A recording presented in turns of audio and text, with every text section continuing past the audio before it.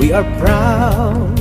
We want the world to come to us and be a part of our hopes, of our dreams, of our new beginning. We will make a different start.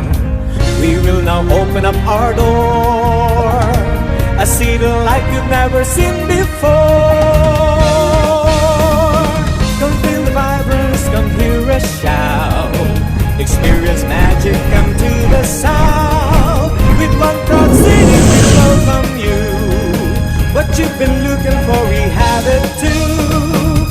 With our commitment we want you to know that we are here and we're about to show that Naga smiles to the world. Naga smiles to the world. Naga smiles to the world. Naga smiles to the world. Naga smiles. Naga smiles to the world.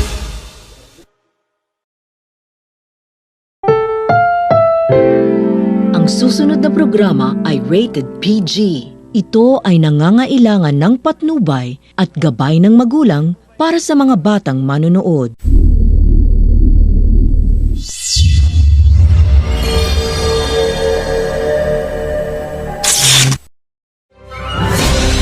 Sa tuyang pag-urulayan ang mga proyekto kang syudad, sa tuyang tukaron ang mga impormasyong pangkauswagan sa mas pinahiwas asin pinausog na programa kan lambang na genyo ang Nagangunyan. Nagangunyan kada Sabado alas 10:30 nin pagkaaga kay ba sinda kakamping Allen Riondaga asin kakamping Nick Motos ang Nagangunyan.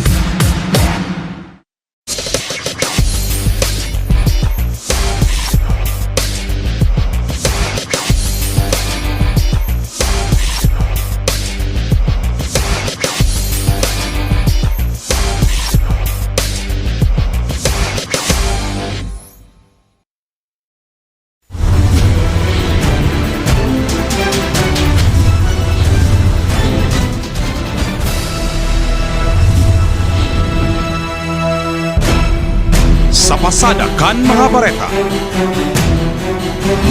Partnership Agreement para sa pagpaurog kan response system kan syudad, pinirmahan. Ginibunakan aldaw ni Lunes ang signing ceremony o pirmahan kan Partnership Agreement para man sa Central Communication Center.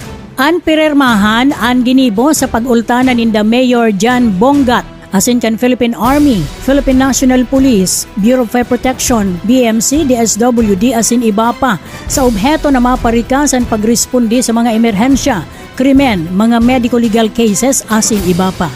Ang pamayo kan PSO ang nagtuo kan dikit na background kung paano nakrear ang Central Communication Center.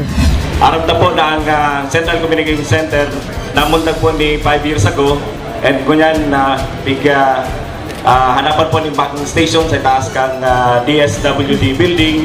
Katapang po dyan ang DSWD. Tangaring pong mas komportable, mas mahiwas, asin na magayon sa iyang lugar. Ma-maximize po si services na pigpo-provide niya sa community. Katakod kaini, nagpahayag si Alcalde Jan Bongat kan sa iyang mensahe. Mayo pong kinataputan na mayo pong sarong lugar na kung saan ikaw pong ang gabos na report, manungod po sa violations na po.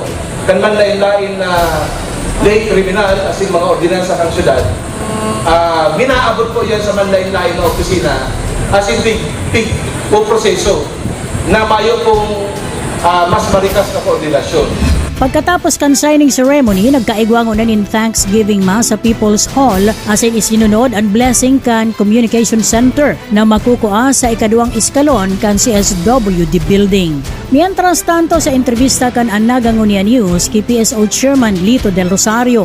Milestone po ni sa lado kang local governance di po sa Suriganaga. Ini po hingwa po ni Mayor Jambong at na ma-expand and at the same time mapaigting si coordination as in collaboration kan iba-ibang ehensya kang gobyerno sa lado ng protective and emergency services.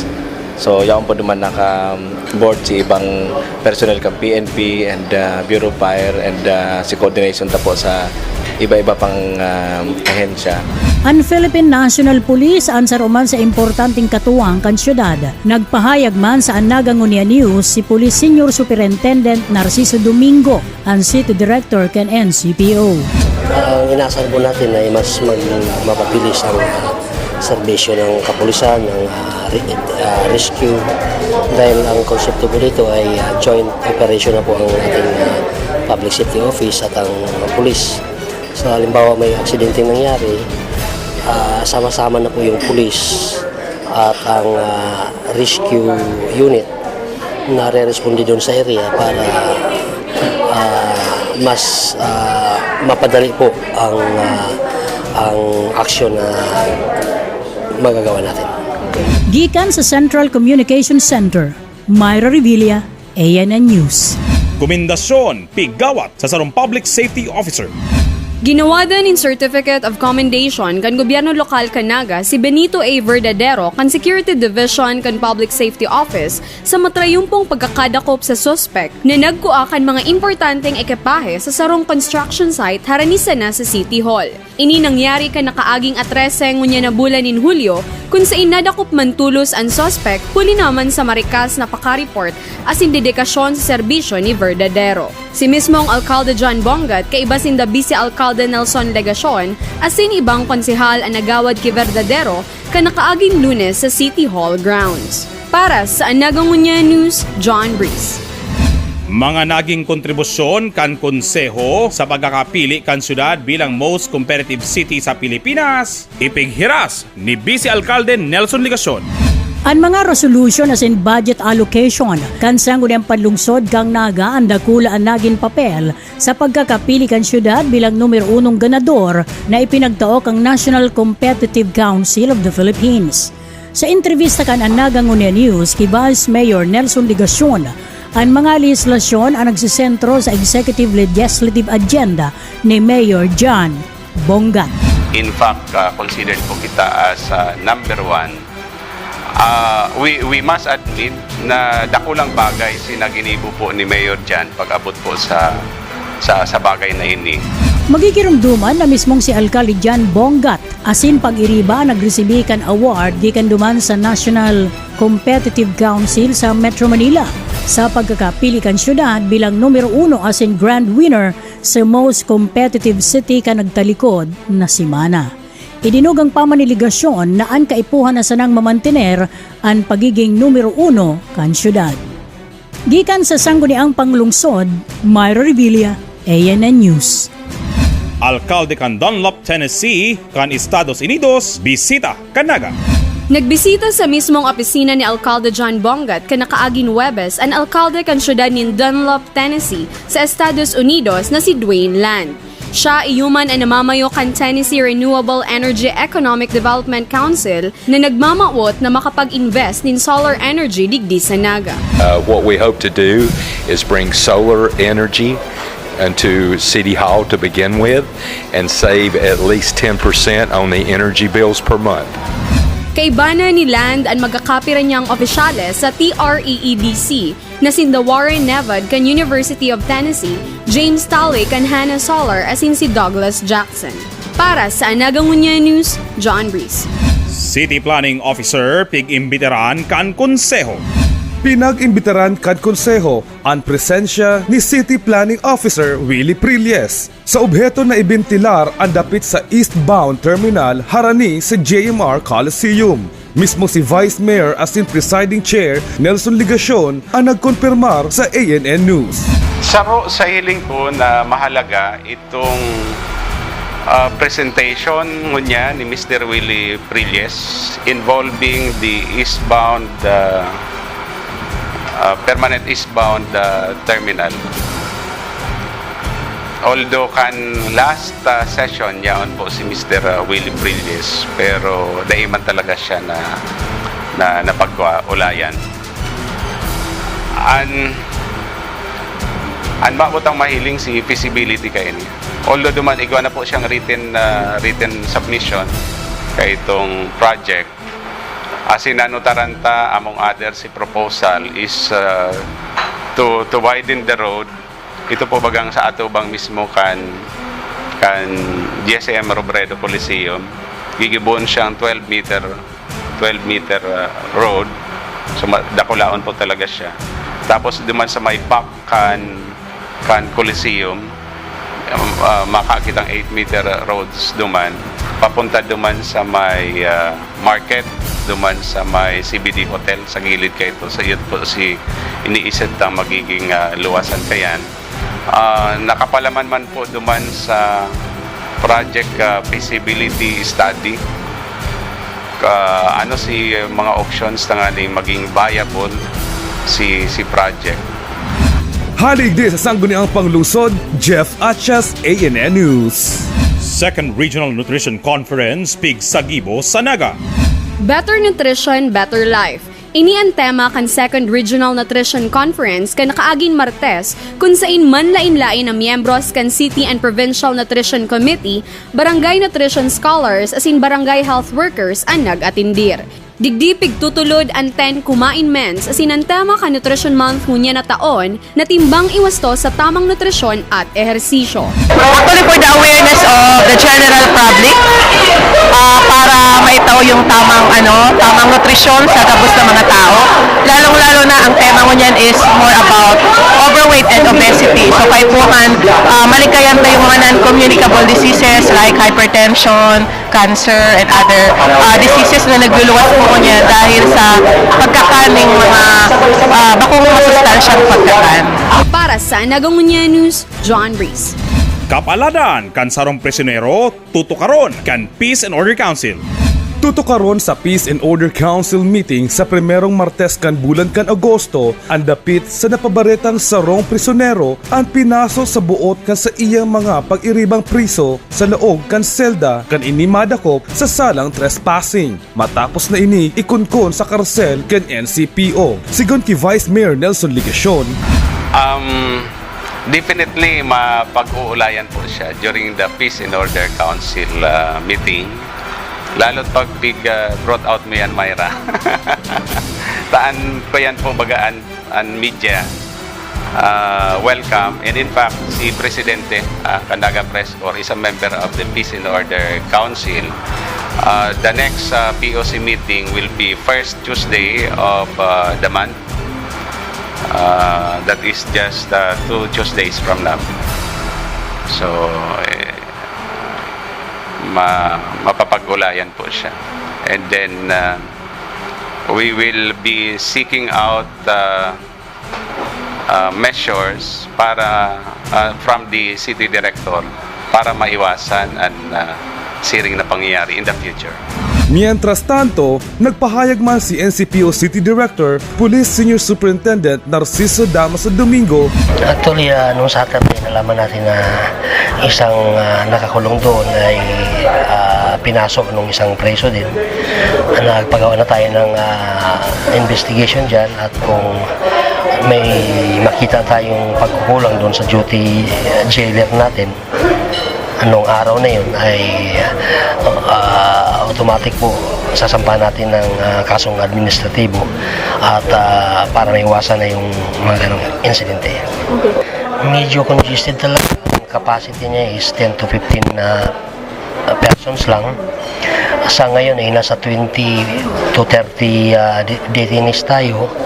So talagang masikip at mainit. Anyway, gagawan po natin ng kaukulang request yan para matulungan din tayo ng ating lokal na pamahalaan under Mayor Jan Bungat. Ayun nga po, kasama po sa duty yan ng jailer na walang gulong mangyari. So sa incidenting ito ay titingnan po natin kung saan kulang yung jailer na yun para po ma-correct natin at mapunuan kung anumang kakulangan ng jailer natin. Halig di sa City Hall, Jeff Achas, ANN News.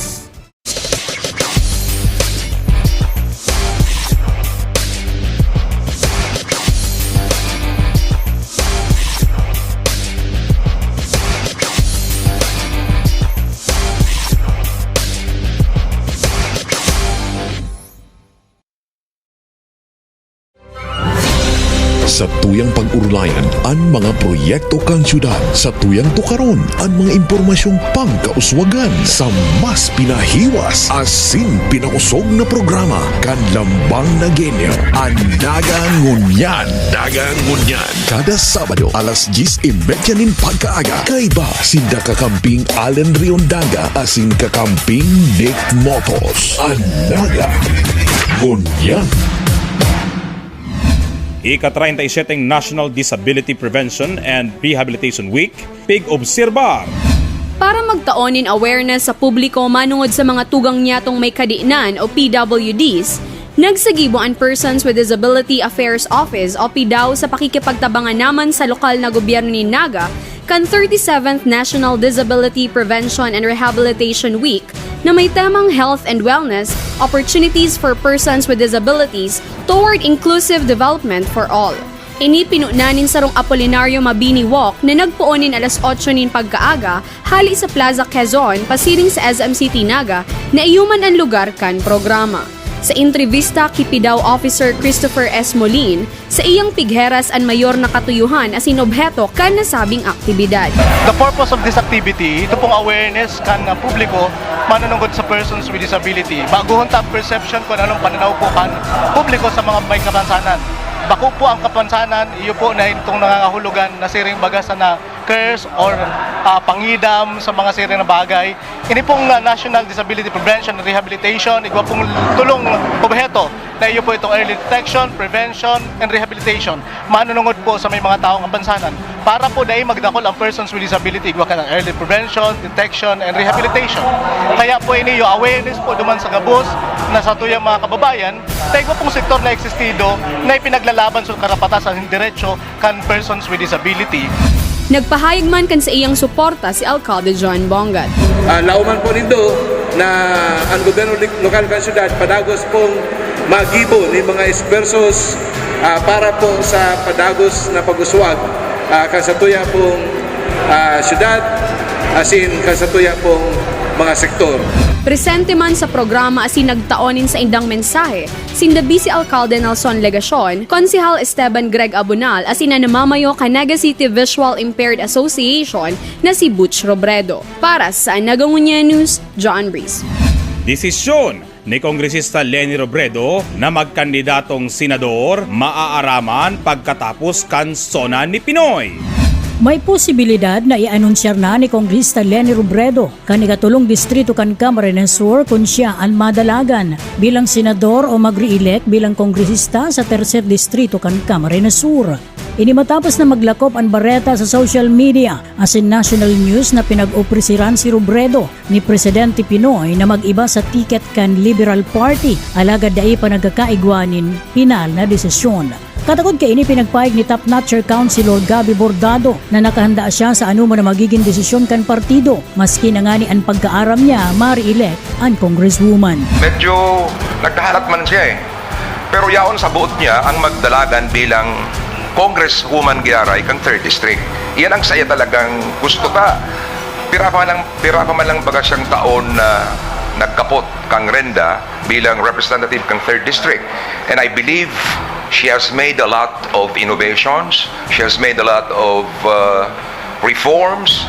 And these reforms, these innovations should be sustained. And yan ang feeling man ni Congresswoman, i-sustain niyo. Pero ang problema kaniyo, matubod kami kung ano ang desisyon kang taas. Kung ano ang mapag-ulayan sa taas, especially after the SONA, we will have to obey. We will have to comply kung ano man ang mga orders kang mga top brasme sa Liberal Party. Ang desisyon ni Konsehal Gabi Bordado ang madepende sa magiging desisyon ni Kongresista Leni Robredo. Gikan sa Konseho kan Siyudad de Naga, Myra Revilla, ANN News. Duwang minor de edad, biktima ni human trafficking. Duwang biktima tinabangan kan syudad. Sinda Norma asin Vivian, bakong tunay na pangaran, parehong minor de edad ang natabangan kan Siyudad de Naga sa pagiman kan City Social Welfare Office. Ini matapos na makadulag sa mga suspect asin magsakay sa sarong bus pasiring sa Siyudad de Naga. Digdiman tulos na pinagdara sa opisina kan CSWD sa paagiman kan Bicol Central Station. Nagtutubod man ang mga opisyal kan City Social Welfare Office na biktima andua nin human trafficking. Sa entrevista kan Anaga Ngunia News kay Vivian, kung gusto ko daw po ng trabaho, bibigyan niya ako waitress. Umuha naman ako kasi ayos naman po yun. Hindi ko naman alam na bar yun eh. Ipinag-istorya sa Anaga Ngunia News ni Madam Evangeline Manalo, Social Welfare Officer 2 kan CSWD, kung papaano nakaabot sa saindang opisina, asin sa saindang kustodiya ang duwang minor de edad. So bago abang yun ako digdidira po sila kang staff ni Sir Frank. Saka po mismo si Sir Frank, yaw siya digdi po sa muya, pig-endorse po ining duwang ining minor. Hali digdi sa Social Welfare Office kan syudad, Myra Revilla, ANN News.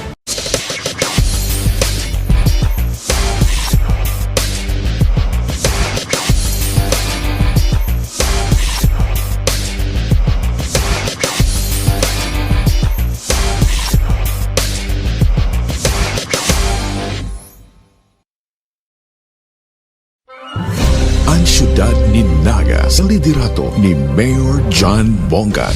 Pigbisto kan DSWD na igwang pinakamatibay na Educare Center sa interong Pilipinas kan 2011.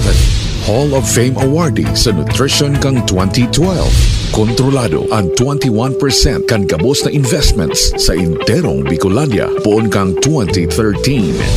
Pigdeklarar kan Business Process Association of the Philippines kan 2013 nasaro sa 10 Next Wave Cities. Kaya nagralaogan sa syudad ang mga darkulang call centers, siring kang IBM, Concentrix, asin Stellar. Pinaurog ang agrikultura, dalan tanganing maging National Corn Achiever ang Naga kan 2013 asin 2014. Pinapusog ang edukasyon kaya kan 2014 pigbisto kita bilang ikadua sa igwang pinakahalangkaw na literacy programs na nagpatibay sa kapasidad kan lambang na genyo. Number 1 in government efficiency and one of 3 most competitive cities in the country as adjudged by the National Competitiveness Council of the Philippines. Asin ngunyan, ang Naga iyon may pinakadakulang ingreso sa Bicolandia sigun sa BLGF, enjoying a runaway 44% share in the total revenues of all cities in the region. And on top of all this, the city of Naga is one of the 10 least independent cities in the Philippines. Sa satuyang pagtarabangan, ang tibay kanagenyo mapadagos-dagos pa. Ipadagos na po! Ini si Mayor John Bongat, ang tiwala nindo, tigmamakulkan ko.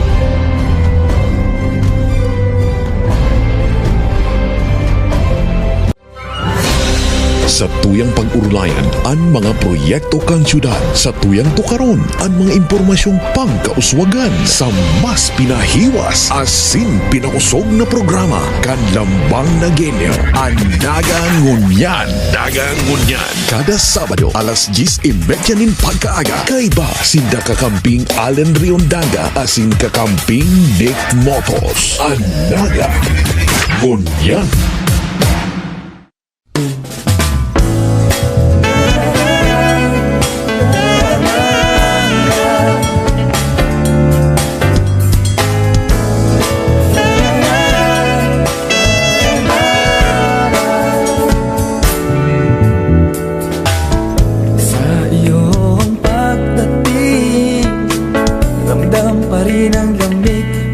Ng hangin at sa tuluyang pagpasok, matatamis ng ngiti sa salubong sa'yo. Gawain namin ay napapadali sa pagtutulungan na ganyong sama-samang nananalig kay Inang Peña-Francia. Hindi na kayo dito sa masayang lugar. Hindi na kayo